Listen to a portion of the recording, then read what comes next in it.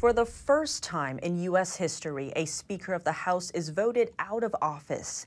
NTD's Iris Tao has more from Capitol Hill on what's next for Kevin McCarthy and the U.S. House. Iris?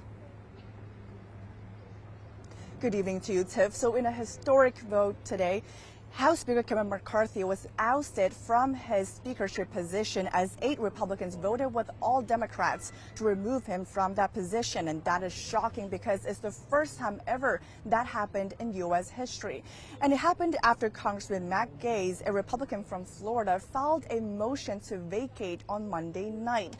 He was complaining that the debt ceiling deal McCarthy struck with President Biden, as well as the short-term funding bill that was just passed this week to keep the government funded, did not include enough spending cuts that they were demanding. And it asked Congressman Gaetz as well as Congressman Tim Burchett, who also voted to oust McCarthy, about if they're concerned about the future of the conservative agenda as well as the future of the House GOP. Here's what they told me. I would say that the conservative agenda was being paralyzed by Speaker McCarthy.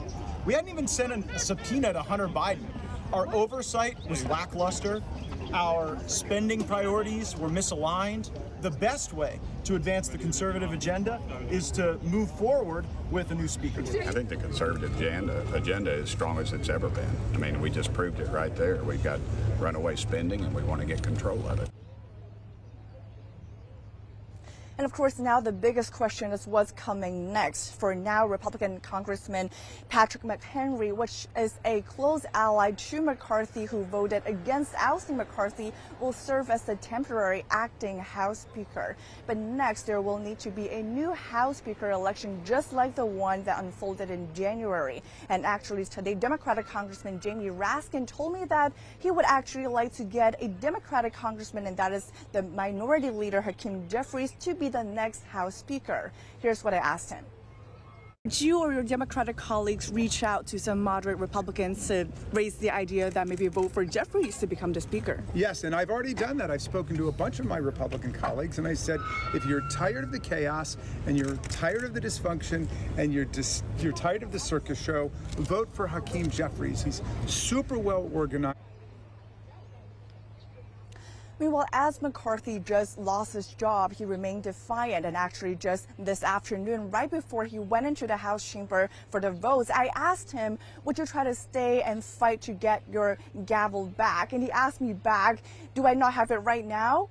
And apparently now he does not have it anymore. And actually earlier today, this is how he responded to this attempt to oust him. Let's take a look.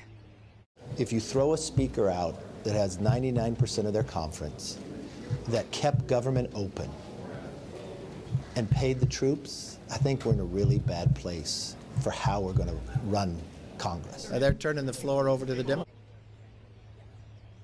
And let's not forget that Congress still faces a November 17 deadline to fund the government. So let's see how this new change in House speakership will affect upcoming talks when it comes to budget. Back to you. Iris, thank you for that report.